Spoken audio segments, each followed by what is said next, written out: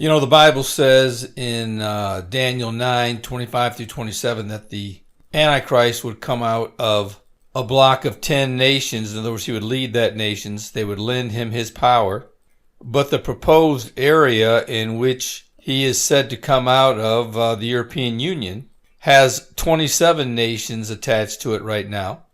But the Bible says that at some point in time that they will come down to a number of 10. Now, with that said, it's probably logical to state that at some point in time that the European Union is going to break loose and either dissolve or at least break into different factions in which the Antichrist would, or the future Antichrist would lead. And the Bible gives us the idea that these 10 nations would rise up and that they would select this particular leader to lead them. So, I have to believe at some point in time there would be a breakdown of the European Union. And of course, many have said and are saying that at some point in time the European Union is going to dissolve because of the mounting debt that's upon it, the unemployment that continues to plague the European Union. Of course, they had the housing crisis that went on from somewhere between 2008 to actually present day, where many nations in the European Union had to take on monstrous amounts of debt, for which many were on the verge of collapsing and defaulting on that debt. Now, here's a new article that's come out just in the last day or two from Stratfor, and the title of the article is, "Will COVID-19 be the Eurozone's undoing?" And the highlight of the article says that high debt and deficit levels will raise the risk of sovereign defaults, especially in Southern Europe, as high unemployment creates fertile ground for social unrest and political extremism across the currency area. And starting to read the article, it says COVID-19 will saddle the European zone or the Eurozone with financial and political risks for years to come, testing the economic and institutional resilience of the currency area. High debt and deficit levels will increase the probability of sovereign defaults, especially in Southern Europe, as high unemployment levels create fertile ground for social unrest and the resurgence of destabilizing nationalist and anti-establishment political parties across the continent. So basically, the European Union has been hit by two different tragedies. Actually, the United States has two, but they've been better suited to take on these tragedies. But the European Union doesn't seem to be as prepared as the United States has. Now, the European Union is implementing or bringing forth a $800 billion stimulus program to help mitigate the problems that will occur in the near future. But to some, it's only going to hasten the demise of the Union, especially if, in fact, a second wave does hit the European Union and they have to shut down again. And this is what the article says. According to the International Monetary Fund, Europe's probable economic recovery in 2021 will not compensate for the losses of 2020. And some forecasts estimate it could take between 2 and 3 years for Eurozone countries to return to pre-crisis growth levels. In the meantime, new waves of infections in late 2020 and early 2021 could force governments to again impose economically disruptive lockdown measures. This means that economic growth in the coming years will probably not be enough for Eurozone countries to reduce their debt burden. Southern governments will demand drastic measures that their northern counterparts will reject, such as changing ECB rules to allow the bank to directly purchase debt from them. Countries including Austria, the Netherlands, Sweden, and Denmark have already expressed concern about proposals to increase fiscal transfers within the European Union. But here is the most telling of the situation. It says, in this, Italy presents the greatest danger due to the size of its economy, which is the third largest in the European Union, as well as its debt, which, according to some projections, could reach 160% of the country's GDP this year. But according to Eurostat, 7 of the 19 members of the Eurozone will end 2020 with debt to GDP ratios well above 100%, which means the financial crisis and the potential defaults are possible, and if financial markets believe they are no longer able to service their debt. On May 26, the ECB warned that the debt situation in several Eurozone countries could enter an unsustainable path if the recessions turn out to be more than severe than currently expected. So this is definitely something that we need to keep our eyes on, because that's one of the biblical mandates regarding the Antichrist that must come to pass, which is that it will be a 10-nation kingdom, or should I say 10 kings, who will give their power, lend their power to the Antichrist to rule them. And of course, there's something else that has not come to pass yet that also we must keep our eye on. That is the rebuilding of the temple. So that's in line with that. These are things that simply have not developed as of yet that must come to pass. But for years, the European Union has been threatening to implode. And, this North versus South, which for the most part has been that one sector of the European Union has always fit the bill for the other sector, and that may not continue to wash with a unified European Union.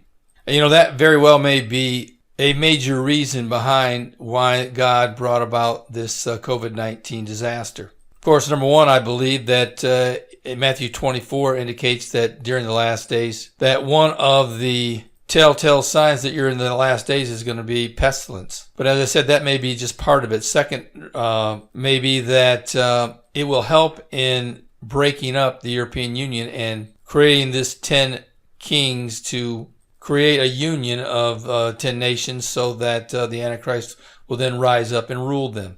Here's something else that you might not have taken away from the article that was brought by Stratford. It says that Italy is the third largest economy in the European Union, but its debt to GDP is at 160%. Basically meaning that they can't even pay their own bills, and they're very, very much in danger of defaulting on servicing their debt.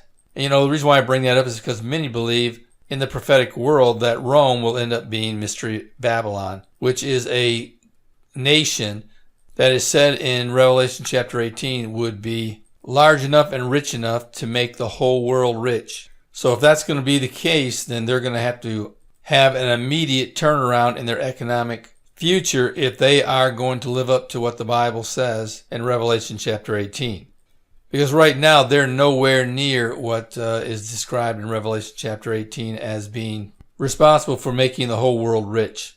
But this is definitely something you need to keep your eye on as this COVID-19 pandemic continues, and see if there will be a second wave and how it might affect the European Union. I really believe that it very well could facilitate the union breaking up. And of course, something's going to have to cause it to break up, because I do believe we are living in the last days. I do believe that the next thing I'm going to talk about is what Israel says they're about ready to do, and that is annex about 30% of the West Bank, which will happen, according to them, in about 40 days. Or sometime around July the 1st. And the Palestinian Authority is taking this very seriously. In fact, they have enlisted the help of the European Union and are now at this time asking them to recognize the Palestinian Authority as a state. They believe that the European Union were to recognize the Palestinian Authority as a state, that this would prevent the annexation of the West Bank. So they certainly believe that Israel is serious, and that would certainly be a big prophetic move forward for these last days, because that would bring the block of nations known as the European Union, which many in the world of Bible prophecy believe that will be the group of nations that the Antichrist will rise up out of. But that will put them forefront in this Middle East peace situation, because the United States, truthfully speaking, are getting nowhere with the Palestinian Authority at this time. In fact, even in Israel, there's a lot of complaining going on as to the Trump plan. In fact, here's an article coming out of Israel National News that says that U.S. officials expressed frustration with Israel Right's criticism of Trump peace plan. Now, later on in the article, it said that if the settlers don't want what the administration currently has to offer, the official told Israel Hayom that they shouldn't, come to us in the future. Now, I don't know if that means that they're considering washing their hands of this Middle East peace process or what the case may be. But certainly, if the European Union jumps in and does recognize the West Bank as the whole of the Palestinian Authority and recognize them as a state, that would be a major step forward and step up for the European Union and put them, I believe, in the driver's seat, or at least a co-driver's seat with the United States. And it would certainly put a monkey wrench in the Trump plan. But this certainly would be something that I would keep my eyes on, and I will continue to keep reporting on it because I think that this is going to play a major role in what is in store for the Middle East peace plan in the near future. Again, it will be interesting to see what kind of explosion does take place in the greater Middle East, such as the Arab nations and the Islamic world as a whole, and to see how the European Union reacts if in fact Israel does decide that it will annex 30% as proposed in the Trump peace plan. It'll also be interesting to see whether or not the United States will step in at the last minute to prevent the annexation to take place. Now, I believe the only reason why they would do that is if in fact the Palestinians are willing to come back to the table. Now, of course, pressure from the European Union could also play a part in that happening as well, because of course, if the United States wants to place as much pressure as possible against Iran, that could very well be applied through the European Union, and a behind-the-scenes deal very well could take place. So these are things that I would be looking at in the months ahead. Number one, how a second wave of this virus could affect the future of the European Union, whether or not the European Union will come to the rescue of the Palestinian Authority and declare them a state, and if they don't declare them as a state, what kind of deal or deals could be brought forth behind the scenes just before annexation takes place. So that's something that's going to be very interesting to see what's going to happen within the next 30 days to prevent this annexation from happening. And, here's one more thing that I would probably throw in there. If in fact this does go through, this annexation, and the United States puts its seal of approval on it, that's going to send a huge message to the PA and the rest of the world that the United States is not kidding around. This is no joke. If you don't want to come to the table, we'll slowly eat up what's left of the West Bank and annex it until the Palestinians realize that their state will be nothing more than just a few scattered cities. And I think we're getting to the point that the rest of the world, plus the Palestinian Authority, are beginning to believe that when President Trump says he's going to do something, it gets done. And that's probably the most scariest thing about this Middle East peace plan that the Palestinian Authority has not experienced in the past. Normally,